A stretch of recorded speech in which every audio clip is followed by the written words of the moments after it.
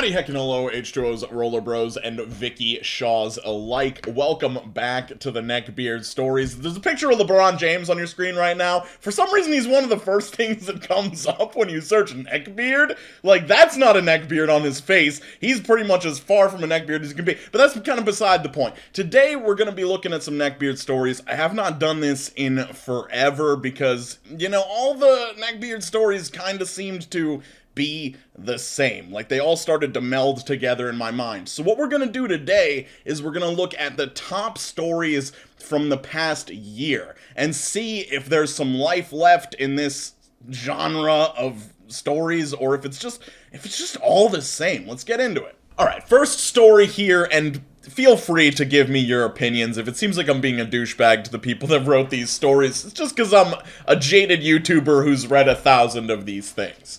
A neckbeard wouldn't let me leave a Japanese store. I've had a few neckbeard stories since I am a nerdy, decent-looking girl, and here's one of them.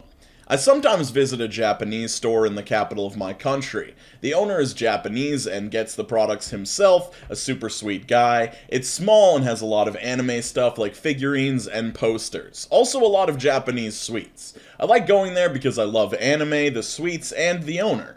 I was visiting the capital, so I decided to go there again. The owner contacted me about a figurine they had gotten in that I asked about. Once I got there, I went straight to see the figurine. That's when someone entered the store. He looked quite normal, a skinny dude with long greasy hair. He smelled a bit weird, but not awful. Definitely a smell that I could notice the whole time, though. That's when he noticed me and came up to me. Our dear beard said to me, "Hi, you like anime too?" And I answered yes, and that I was actually getting this expensive Rapthalia figurine. He got a bit excited and started asking my favorite animes and such. I didn't think anything of it at first because he seemed like he just wanted a friend.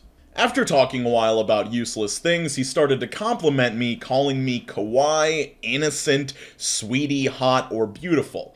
I told him not to because I was not comfortable with it. He didn't care. That's when he asked me if I wanted to go on a date with him right at that moment. I kindly said no thank you and told him that I had to leave. I put the figurine back and tried to leave. He kept blocking the door and trying to hug me while saying that I can't just leave him and I should at least give him my Snapchat.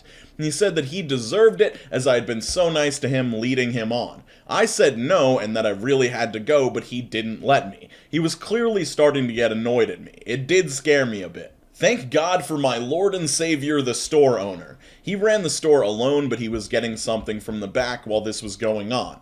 He doesn't speak my native language and has poor English skills, but he started yelling at the beard to go out and leave angrily. The beard fought back for a moment, but finally left. I thanked the owner and ended up buying a figurine and some other stuff. Used well over 300 euros that day. The owner deserved it, though. This wasn't as bad as some other stories, but I definitely think it belongs here. I have a few other stories if anyone's interested. I also have one story on Tales of Neckbeards, but it's pretty deep and dark, so if you're gonna read it, be prepared to get angry. Thank you for reading. So right off the bat, I just want to say, sorry, OP, that this happened to you.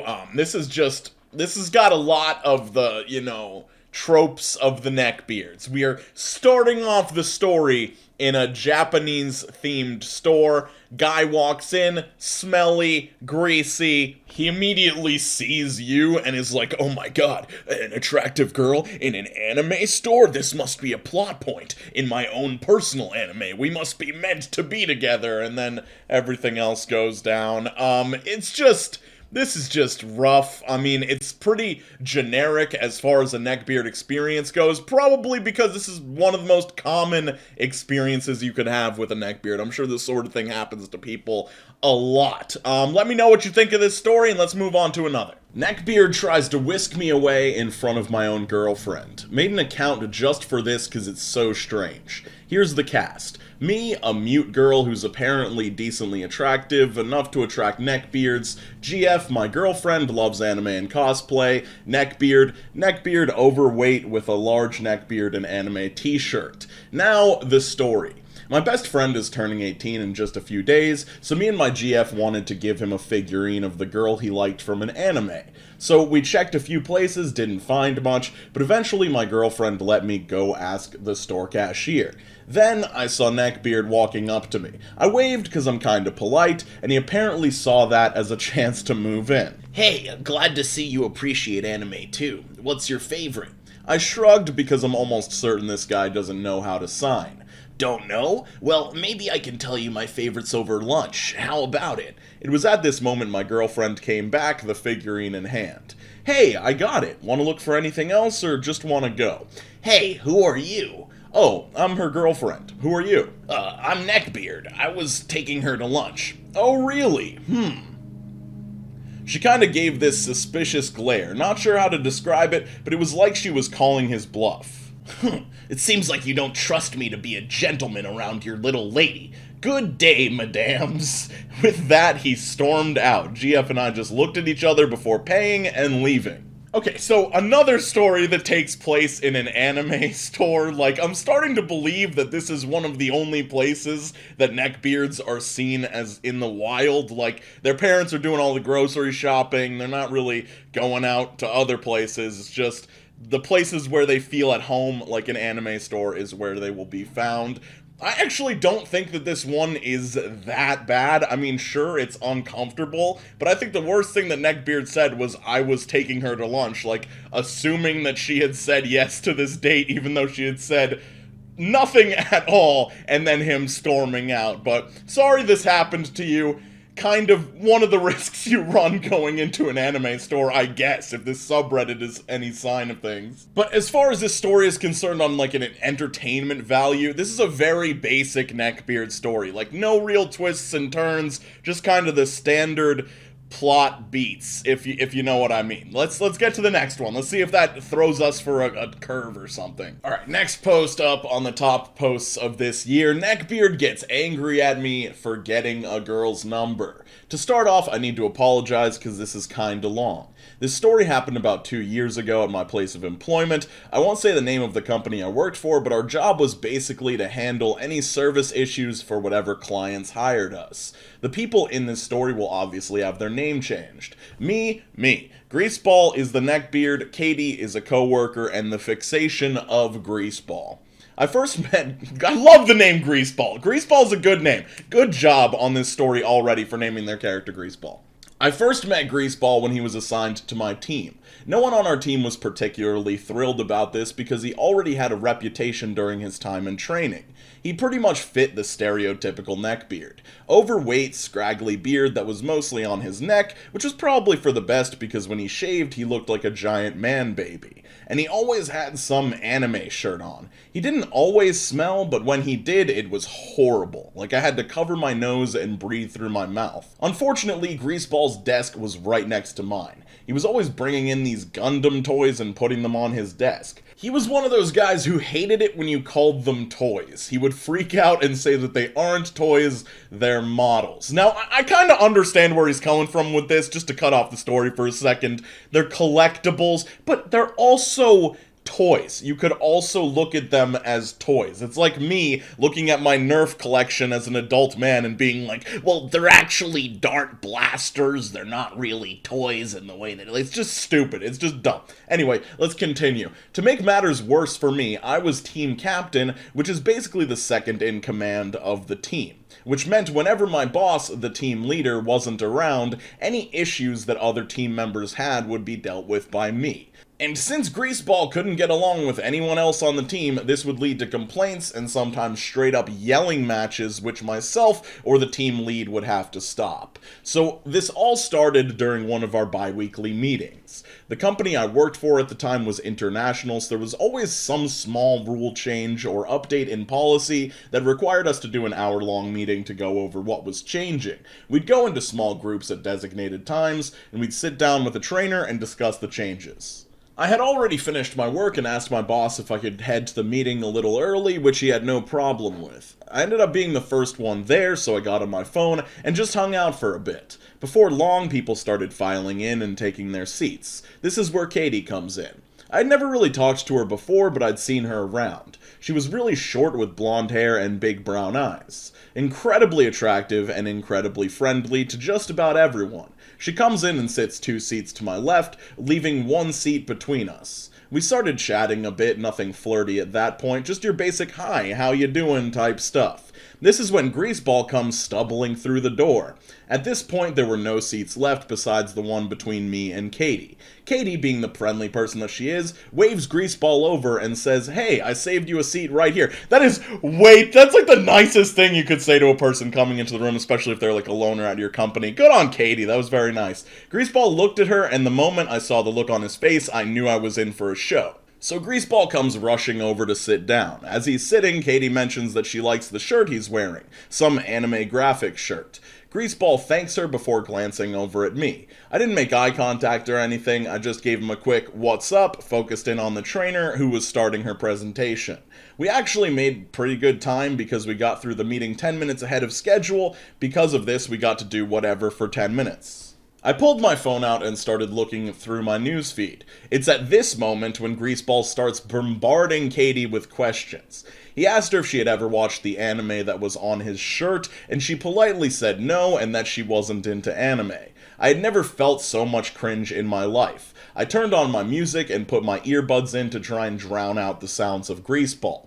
Katie leans over and sees me listening to music. She jumped and asked what I was listening to. I offered her one of my earbuds. I kinda knew this was an excuse to get away from Greaseball, so I rolled with it. Katie asked if Greaseball would switch her seats. Greaseball glared at me before looking back at her and grumbling as he stood up and swapped seats with her. Greaseball looked off and started talking to someone a few rows ahead of him while Katie and I listened to music. She made sure he wasn't listening before she thanked me for helping her get out of Greaseball's grasp. We talked for the rest of the time and we actually hit it off. She started getting flirty and I flirted back. Greaseball noticed this and he was clearly furious about it. At the end of the meeting, she gave me her number and I gave her mine. I left to go back to my team and Greaseball was right on my tail. He grabbed my shoulder to stop me and demanded to know what I was doing. I told him I didn't know what he was talking about. He then starts to go on a rant about how he and her were talking and I had no right to interrupt that. I laughed it off and told him to get back to work. For the rest of my time working with that company, Greaseball had a personal grudge against me. It only got worse after Katie and I actually started dating, and even to this day, long after I quit, my friends who still work there say he still grumbles about it to anyone who will listen. I'm just going to say right off the bat, I think this story is very entertaining. It breaks the mold a little bit. It's different than the average Neckbeard Stories story. I refuse to believe it's real because in the story, a Redditor gets with an attractive girl, and that is absolutely impossible. Just joking. In all seriousness, I can totally believe that this would be like Greaseball's "the one that got away" story. Like, he was like, if I just hadn't been interrupted, I could have explained to her how amazing anime is, and she would have totally wanted to come over to my house and watch the entire series of One Piece, all 1,500 fucking episodes, and we would have just fell in love and happily ever after. But as far as the OP of the story is concerned, hey, you helped somebody out in an awkward situation, and it ended up working out. You had a cool friendship relationship with this person. Nice. Good story. Fun times. Alright, next story. Neckbeard tells my GF on Mother's Day if she wants to be a MILF. That she wants to be a MILF, I think the title means. Hello everyone, I hope that everyone had an amazing weekend and are staying safe from the Rona. I'm sorry in advance for any mistakes I typed this on mobile. This is my second Neckbeard story. The first was posted on r/Tales of Neckbeards. Cast: GF Mara, Neckbeard JB, short for Jabba the Hutt, Security Guard SG. So, a bit of context. This year, both Mara and I decided to celebrate our moms in a joint lunch. We settled on cooking carne asada, with me being on the grill and Mara making the side dishes. My pops and her pops also pitched in to grill the meats and bring beer. At some point, as we were grilling, Mara came to the backyard and asked to borrow my car. She had forgotten a few things and was going to run to the store really quickly. It was easier for her to take my car, as hers was in the garage and mine was parked out in the driveway. I handed her my keys and she went on her way. Around an hour or so later, she returns and something was just off. She typically is very, very bubbly and always chattering about something. She was quiet and had a look on her face that made me feel deep down that something was wrong and we had to talk about it. Naturally, the first thing I thought was that I had done something or said something to cause it. We had a pleasant lunch, our moms were very happy, and soon enough everyone left and it was just the two of us. I decided to ask her if she was okay, and she let everything out. Turns out when she arrived at the store there was a line, so she had to wait for a few minutes. As she waited, this greasy, heavy-set man that looked to be in his mid-30s got in line behind her. This guy reeked of just bad odor and sweat mixed with some pungent deodorant. He, according to Mara, had a fedora, a collared shirt, baggy cam shorts, and flip-flops. He was also wearing some anime character on his face mask. Granted, Mara states she could smell his foul odor from more than 6 feet away, even with a mask. I don't know how that's possible. Oh, it's definitely possible. If you never smelled a smelly person, they can radiate for miles. Mara, on the other hand, is wearing workout clothes, which apparently to this guy was an instant attraction. JB starts talking to her and complimenting her on her looks, to which Mara first thanks him, but was still wary since she had already had an experience with a neckbeard almost a year ago. This guy kept going and going until they were close to the front of the store. It's at this point that JB starts saying what she was doing at the store since it was Mother's Day. Mara responds that she was just there to get some things that her BF forgot. JB starts getting a little bit agitated and starts asking too many personal questions. What I do for work, how I look, etc., etc. Mara ignores him, and it's at this point that he busts out the creepiest line Mara has ever heard. He flat out tells her, "I can make you a mom today so you never have to feel left out on Mother's Day."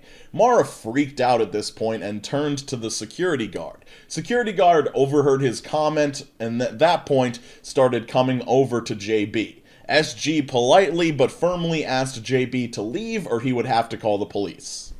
JB started getting all defensive and saying that he had done nothing wrong and he was just having a nice conversation with his GF. Mara denies this to SG, and SG again tells JB his options. After realizing that he doesn't have many options and that everyone else heard his comment, he leaves. Mara got what she needed and ran back to my car, scared that JB would follow.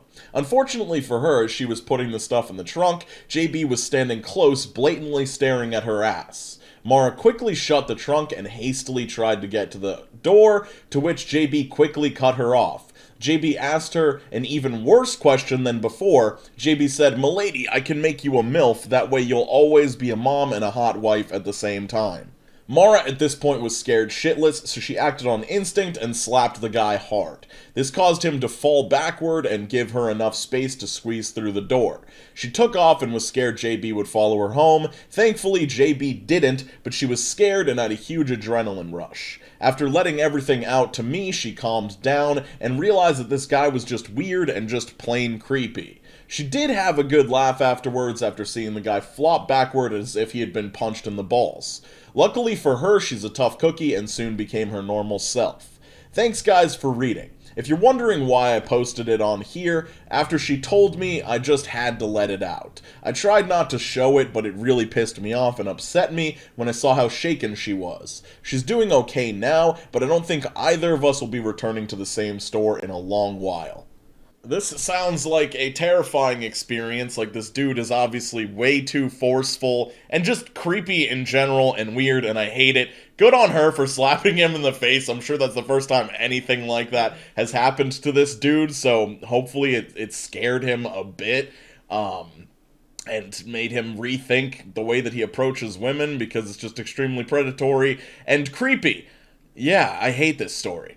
So, the goal of this video was to see what's been going on the Neckbeard Stories subreddit in the past year, and I think that we know what's going on there, and I have absolutely no problem with any of the posters there, anybody sharing their stories. I think it's good that people get these things off of their chests and just share their experience, and people are clearly interested in it. However, for me, it seems like, I don't know, I guess maybe I want the stories to be more fake, or like, just more, I want neckbeards to be more of these like mythical beings that are a little bit like more interesting and do crazy shit, but it just seems like the subreddit is just predatory experiences with fat smelly dudes, which is like, if that's what the subreddit is gonna be, that's perfectly fine. But I don't think that I really need to look at this anymore, which is sad because like neckbeards definitely a major part of my channel, definitely something that got me my start.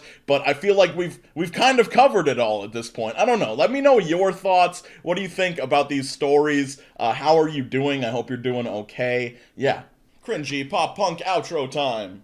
Kako, Tasha K, and Kaya Bay, Cryptid, Fennec, Connor G, for Jared, Allison B, Regrettable Stitches, Jared Z, Hyper Ninja Child, Dente P, Miss Inked, James Barnoski, Roller Geeks, Ghost Spoons and Caleb Grills, Mac in Paradise, Kennedy,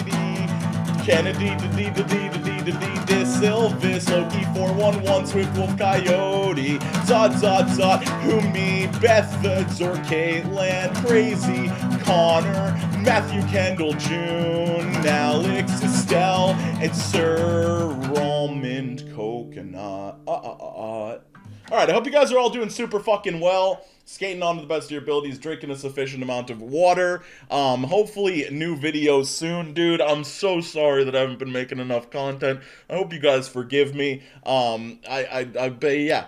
Peace out, Cub Scouts. Yeah.